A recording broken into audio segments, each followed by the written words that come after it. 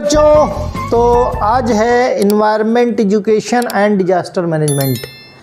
ध्यान रखो, जितने मैंने बता दिए, बहुत सारे बच्चे पूछते हैं सर जितना आपने बता दिया है क्या इतना पढ़ के हम लोग पास हो जाएंगे? तो यस, इतना पढ़ के आप लोग पास हो जाओगे। ठीक, यही जानना चाहते हो ना? इतना पढ़ के पास होगे कि नहीं, तो इस बात की गारंटी है। अच्छा, एक चीज़ और, environmental education and disaster management के जो क्वेश्चन सॉल्व कर रहे हो, जो मैंने मॉडल पेपर पे दिए हैं, खाली इतने सॉल्व कर लेना, समझे?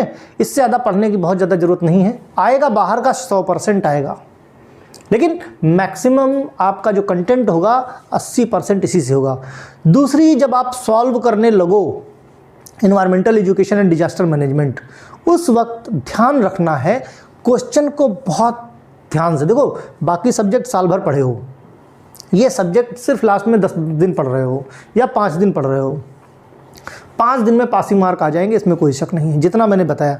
लेकिन जो मैंने बताया है उसको बिल्कुल अपने अंदर क्या करो, उसी में एकदम डूब जाओ। डूब जाओ इन द सेंस, उस जो क्वेश्चन है जो मैं बता रहा हूँ, उस क्वेश्चन की टर्मिनोलॉजी को समझ लो। उस क्वेश्चन को कैसे भी घुमाया जाए, आपको घूमना नहीं है, वो कुछ भी घुमा डाले, आपको वही लिखना जो आपने नोट्स बनाए हैं या जो मैंने बताया है। इधर उधर कंफ्यूज होने की ज़रूरत बिल्कुल नहीं है। क्वेश्चन भाई जाहिर सी बात, देखो क्या है, इन्वायरमेंटल का टॉपिक बहुत बड़ा है, सिलेबस आपको नहीं पता है, ये भी मुझे पता है। जिनके कॉलेजों में चल रहा है उनकी तो बहुत अच्छी बात है भाई, चल रहा है। जिनके यहाँ नहीं चल रहा है उनके लिए बता रहा हूँ। बहुत सारे बच्चे नॉन अटेंडिंग हैं जो जुड़े हुए हैं, तो उनके लिए खास है कि जो क्वेश्चन है उस आंसर से ज़्यादा क्वेश्चन को रटो, आंसर से ज़्यादा क्वेश्चन को रटो। इसलिए क्योंकि क्वेश्चन अगर समझ गए तो क्वेश्चन को अगर ट्विस्ट किया जाएगा, घुमाया जाएगा, तो आप ट्विस्ट या घूमोगे नहीं। फिर भी अगर ट्विस्ट होता है तो एग्ज़ाम में जाना और क्वेश्चन को अच्छे से पढ़ना। मेरे बताए हुए क्वेश्चन का कोई भी टर्म, कोई भी वर्ड अगर उसमें मिल जाए तो ये समझ जाना कि बस यही है, इसी को घुमाया गया है। ठीक, या क्वेश्चन को समझने की कोशिश करना कि जो मैंने बताया है ऐसा तो नहीं उसी चीज़ से रिलेटेड हो। बात समझ रहे हो कि नहीं? तो इन चीज़ों का खास ध्यान रखना। पढ़ोगे तभी जीतोगे, बात समझे कि नहीं? पढ़ोगे तभी जीतोगे, पढ़ोगे तभी पास होगे, बिना पढ़े नहीं पास होने वाले। समय आ गया है कि पढ़ाई कर लो। जिसको नहीं पढ़ना है वो अपने घर वालों से ज़रूर पूछो कि मेरी फीस कैसे जमा की गई। बहुत सारे, विश्वास मानो, बहुत सारे लोग ऐसे होंगे जिनके पेरेंट्स का कुछ सपना रहा होगा, उन्होंने उस सपने को नहीं पूरा किया, आपकी फ़ीस जमा करी। बहुत सारे पेरेंट्स लोन लेके पढ़ा रहे हैं। बहुत सारे पेरेंट्स ये जानते हैं कि मेरा लड़का नालायक है, नहीं कुछ कर पाएगा, चलो ठीक है हम डिप्लोमा करा दे रहे हैं या एक कोर्स करा दे रहे हैं जिससे आगे का जीवन वो जी सके। तो आपकी अपनी जिम्मेदारी क्या है? खैर, जो जिम्मेदारी वो समझो, मेरी जो जिम्मेदारी वो मैं पूरा किए दे रहा हूँ। ठीक, तो भाई बात करें इन्वायरमेंटल एजुकेशन की, तो environmental education and disaster management की अगर हम बात करें तो क्वेश्चन रहेगा कितने का? 50 नंबर का, 17 नंबर लेके आना है और 2.5 घंटे का पेपर। सब मैं बता रहा हूँ, फिर भी बहुत सारे बच्चे कंफ्यूज हो जा रहे हैं। सारे क्वेश्चन करने हैं, हिंदी अंग्रेजी दोनों में आने वाला है, तो इंग्लिश को ही आपको प्रायोरिटी देनी, इंग्लिश को ही पढ़ के समझना है। पेजर मोबाइल नहीं यूज़ करना है, किसी तरह कोई स्मार्टनेस नहीं दिखानी है। क्वेश्चन पे बढ़े तो answer any 2 of the following. Question क्या है? Right note on vehicular pollution and it's control. देखो क्वेश्चन को समझो।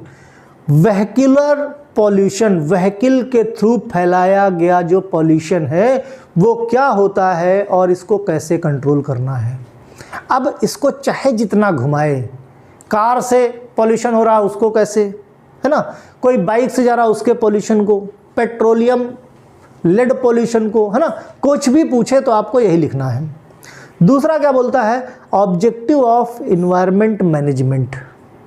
अब इन्वायरमेंट मैनेजमेंट में इन्वायरमेंटल पॉल्यूशन भी शामिल है, बहुत बड़ा टॉपिक है। ग्रीन हाउस, इन्वायरमेंट तो पूरा इन्वायरमेंट हो गया, तो इसके पीछे का ऑब्जेक्टिव क्या है इसके मैनेजमेंट का, है ना, तो उसके बारे में आपको लिखना है। Next question, what are important provision of noise pollution. Regulation and control amendment rule 2002 में एक अमेंडमेंट आया था किस पे, नॉइज़ पॉल्यूशन के रेगुलेशन एंड कंट्रोल पे। उसके बारे में आपको थोड़ा सा मेंशन करना है और मैक्सिमम किसके बारे में मेंशन करना है, नॉइज़ पॉल्यूशन के। अब कितना भी घुमा दे नॉइज़ पॉल्यूशन, बस तुमको नॉइज़ पॉल्यूशन पता है, नॉइज़ पॉल्यूशन पे उठा के छाप दो, बात समझे। चाहे जो पूछे, मतलब ने नॉइज़ पॉल्यूशन सब कुछ लिख डालो। नेक्स्ट क्वेश्चन क्या है, answer any two part of the following, explain the basics of ecology. देखो मोस्ट इंपॉर्टेंट है, basics of ecology, explain the effect of road development on ecology. आज के सिनेरियो में बिल्कुल फिट बैठता है। जगह जगह आप देखो शहरीकरण होता जा रहा है, अरबनाइजेशन होता जा रहा है ना, अरबनाइजेशन पे भी पूछा जाता है।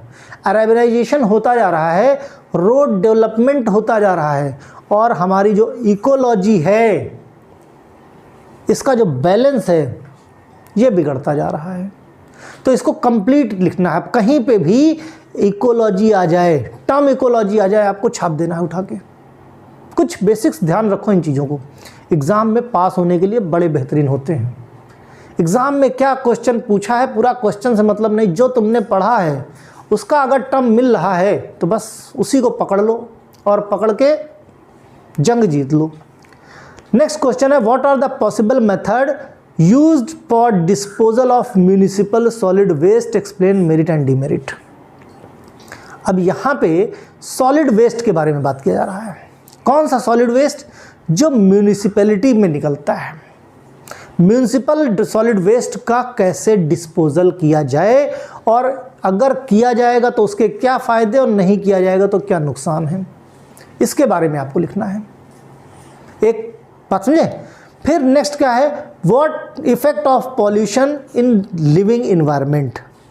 पॉल्यूशन का क्या इफेक्ट होगा लिविंग इन्वायरमेंट में। हम लोग जी रहे हैं, हम लोग रह रहे हैं जिस इन्वायरमेंट में, तो वेरियस टाइप के पॉल्यूशन हैं।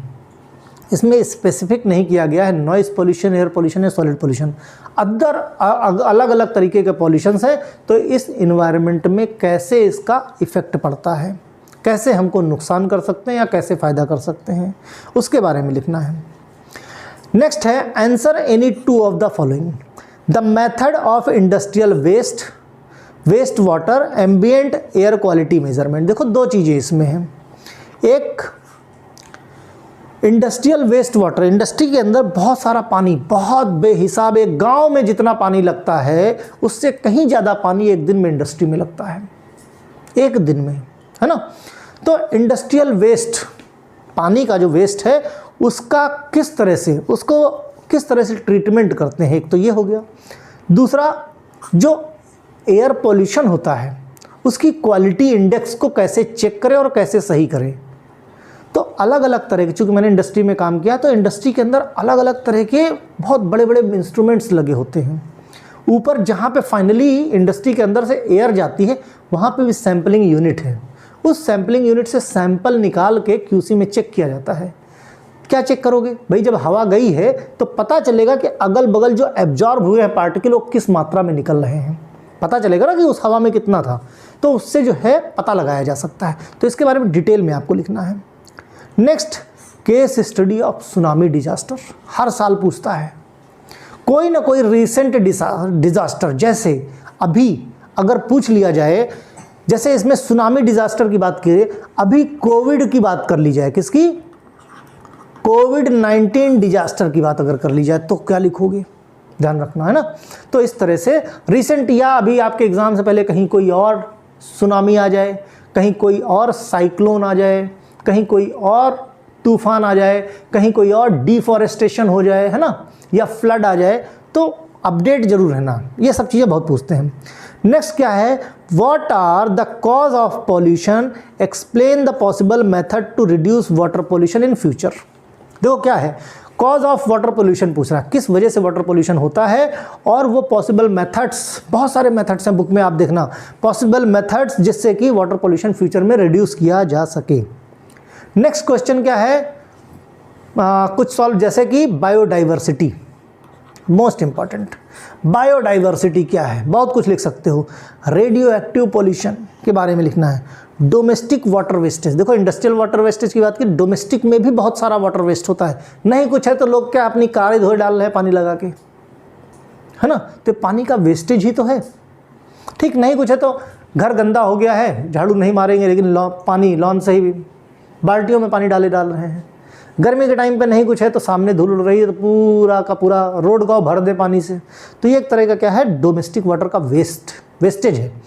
ठीक है, फिर ग्लोबल वार्मिंग की बात करें, आजकल जो कुछ भी हो रहा है, जगह जगह एसी लगे हुए हैं, जगह जगह देखो रसिया और यूक्रेन का अटैक क्या है, ग्लोबल वार्मिंग ही तो बढ़ा रहा है। ठीक है, लास्ट क्वेश्चन क्या है, discuss the national environment policy. National environment policy, explain the need for central intervention. इसमें सेंट्रल गवर्नमेंट का इंटरवेंशन की जरूरत क्यों पड़ती है ये पॉलिसी बनाने में, और क्या होती है पॉलिसी, इसके बारे में डिटेल में लिखना है। What are water quality standards set the drinking for human. Water quality standards, जो पानी है उसका स्टैंडर्ड्स, इंडियन स्टैंडर्ड क्या है, और ह्यूमन बीइंग को पीने के लिए कैसा पानी, किस तरह का स्टैंडर्ड होना चाहिए जो पीने के लिए सूटेबल हो, इसके बारे में लिखना है। What are ecosystem with the help of example explain the various component of ecosystem। Ecosystem क्या होता है, इसके वेरियस कंपोनेंट क्या है, लिखोगे तो किताब भर जाएगी। ठीक है, तो आराम से, आसान से टॉपिक है, बड़े इंपॉर्टेंट है।